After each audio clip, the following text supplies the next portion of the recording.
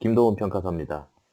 이번 시간에는 지난 시간 이어서 태인에서 수익 부동산으로 체크했던 물건 중에서 수익으로 나오기에는 더 위험한 물건이 있길래 그 물건을 좀 소개시켜 드리려고 합니다. 왜 그런지. 자, 우선 해당 물건은 인천 부평구 청천동에 있는 물건이에요.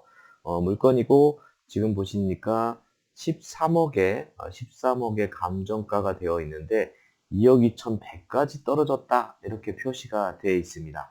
당연히 이거로만 봐서는 이 상태라면 무조건 누구든 들어가야 될 거라고 예상이 되겠지만 또 내부를 보면 좀 그게 아니에요. 감정기일은 23년 8월에 이루어졌기 때문에 벌써 한참 전에 이루어진 물건입니다. 23년 8월에 이루어졌으니까. 그 다음에 이제 문제는 뭐냐면요. 여기가 지금 대상 물건이 103호랑 104호랑 벽체 구분 없이 두 개를 통합해서 음식점으로 있고, 그 다음에 여기는 이제 세 개의 벽면이 소지하는 구분 건물로 경계를 한다면 경계 구분이 가능하다. 뭐 이 얘기입니다.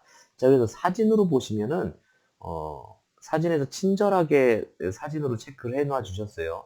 자, 요 사진 중에서 103호는 요 부분이다. 그 다음에 내부에서 봐서도 지금 여기 103호는 이쪽 부분인 거다. 지금 멀리 보면 주방이 또 겹쳐 있겠죠. 그렇죠?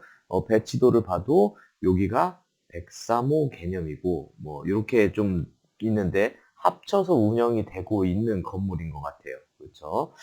그렇기 때문에 실질적으로 이걸 낙찰을 받아서 내가 여기를 칸막이를 한다? 할 수는 있겠죠. 할 수는 있겠지만, 우리가 그다음부터, 이제 지금 103, 104 용사부라고 써 있는 거죠.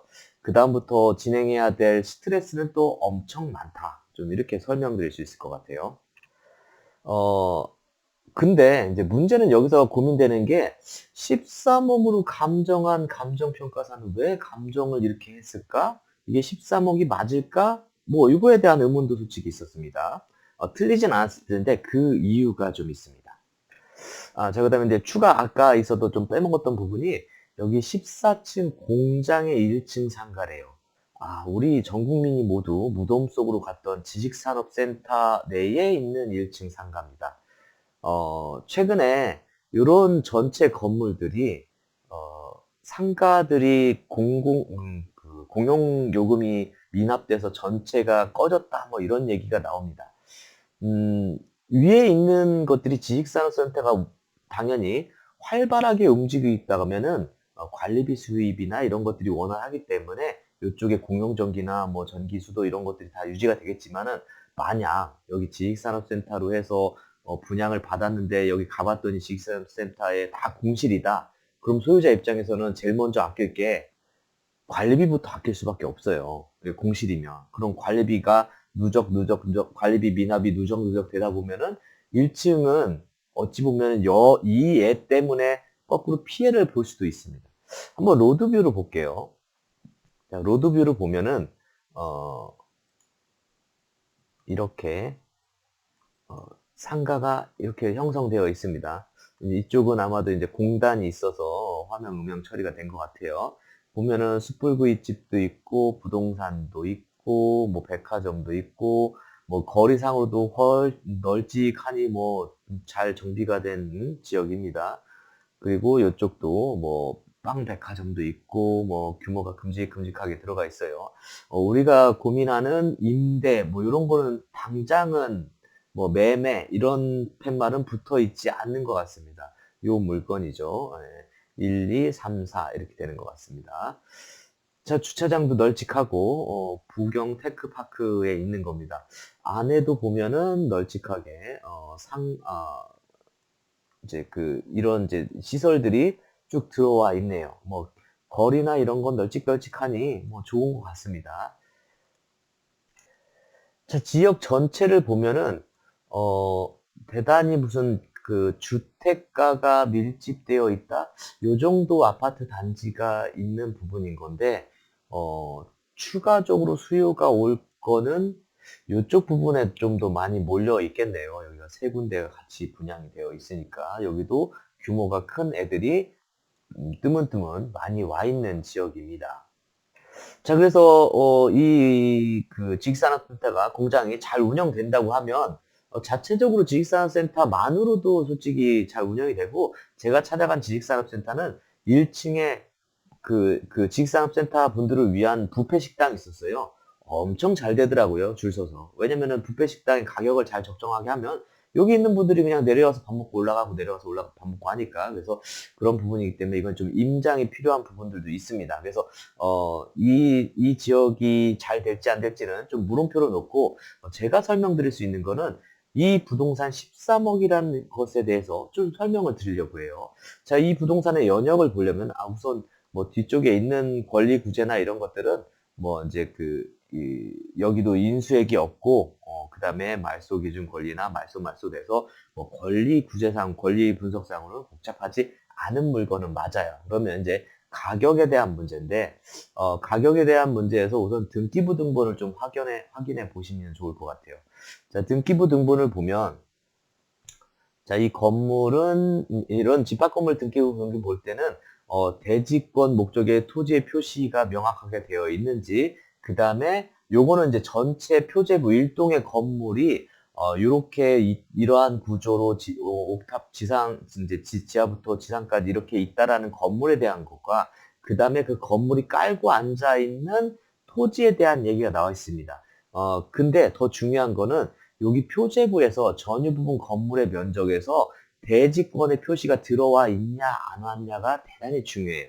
그래서 우리가 토지 별도 등기 뭐 이렇게 얘기 있는 거는 분명히 집합 건물로 있는데 대지권이, 여기는 소유권 대지권 있잖아요. 어떤 건 사용권 대지권이라고 있습니다. 어쨌든 대지권을 좀 포함하고 있어야지 이 건물을 안정적으로 활용할 수 있다. 그래서 여기에서는 그런 문제는 솔직히 존재하지는 않는 안정적인 문제입니다. 안정적인 건물입니다.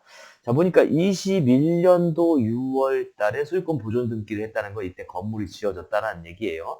자, 그 다음에 이 상황을 보면 신탁재산이 귀속하고 다시 매매를 이루어지고 한 거 보니까 초기 그 분양을 김재희 님이 이 부분은 처음에는 여기 신탁회사에서 신탁형 개발로 진행된 것 같아요. 그러고 나서 이제 김재희 님이 요거를 이제 매입을 한 것 같습니다. 21년 5월에 바로 그냥, 그쵸? 5월 12일 날 소유권 보정 등기와 동시에 그냥 매입을 했습니다. 그러니까 기존에 어떠한 거래 가격이 있었던 부분은 아니고 1년, 2년도 안 돼서, 그쵸? 2년도 안 돼서, 경매가 진행된 상황이네요. 진행된 상황입니다. 진행된 상황입니다. 그래서, 시기상으로는 21년도에 건물이 지어지고 23년도에, 경매가 진행된, 아주 긴급하게 진행된 상황인데, 그 이유가 무엇일까? 또 다른 흔적 중에 하나는 감정평가서예요. 감정평가서에서 무엇을 보려고 하냐면요. 이 감정평가서 13억을 낸 근거가 뭔가를 좀 찾아보려고 합니다. 이렇게 그 집합 건물인 경우에는 거래 사례 비교법으로 진행을 하게 돼요. 자, 거래 사례 비교법을 진행하는데 거래 사례 비교법에서의 그 기본이 되는 거래 가격을 무엇으로 잡았는지, 이제 그게 좀 핵심이 될 것 같은데, 지금 이렇게 쭉 보시면 여기 1층 105호 21년 거리 6월 22일 날. 즉 얘도 이 옆에 있는 103호랑 똑같이 같이 그냥 초기에 거래된 가격이에요. 이 거래 가격. 이 거래 가격이 조금 더 면밀하게 말씀드리면요. 거의 제가 지난 시간에 설명드린 것처럼 원가법 개념으로 거래가 형성됐을 때 이루어진 그 초기 매매 가격입니다. 만약 여기가 장사가 잘 되고 하면 이 가격이 올라갈 수도 있는데요. 이게 장사가 좀 잘 안 되면 이게 떨어질 수도 있어요.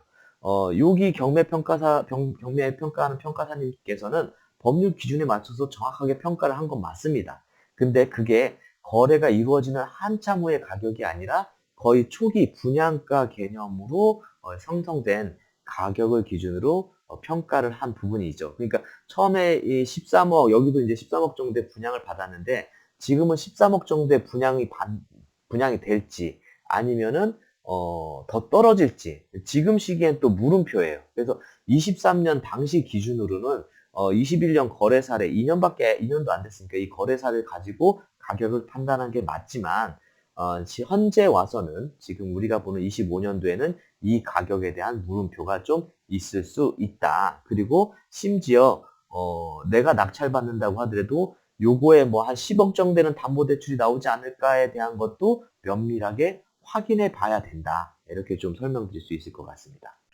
자, 그래서 구분상가를 제가 처음에 구분상가를 분양받는 거는 저희 수강생분들한테도 이건 절대 하면 안 된다라고 말씀드린 것과 유사하게 구분상가가 분양받은 가격으로 경매 가격이 나왔다라고 하는 거는 그냥 내가 다시 분양받는 거랑 똑같은 상황이에요.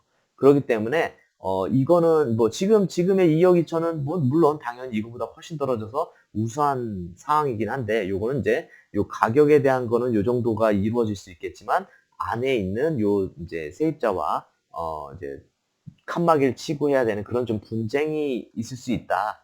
어, 요 세입자분께서 보신다고 하면 이거는 세입자분이 직접 들어가셔서 요 가격에 낙찰 받고 그냥 월세 안 내고 쓰시는 게 가장 적당한 건물이겠죠. 그래서 지금 1,000만 원에 450만 원 쓰고 있지만은 요걸 낙찰을 받으면 이자 비용을 좀 감당하면서 월세를 좀 줄일 수 있지 않을까, 뭐 이렇게 좀 생각이 듭니다. 그래서 여기서 말한 추정 임대율 36.6%에 대한 것은 요게 지금 다시 봐야 되겠지만 102호 103호 같이 나눠 쓸 수 있는 부분이 있기 때문에 요거에 대한 거는 좀 물음표다.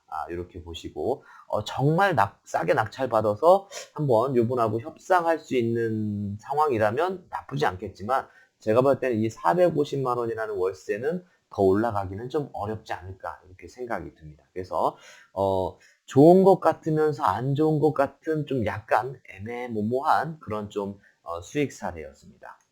자, 그래서 제가 매일 보는 10시 경매에서는요, 경매 실전 사례들을 계속, 최근에 나온 사례들을 계속 보면서 설명드리도록 하겠습니다. 요건 말고도 테인에서 채택하는 물건들도 있고요. 제가 거기서 다시 필터링한 물건들에 대해서는 매일 아침 주중에 월요일부터 금요일까지 10시에 강의를 올려드리도록 하겠습니다. 감사합니다.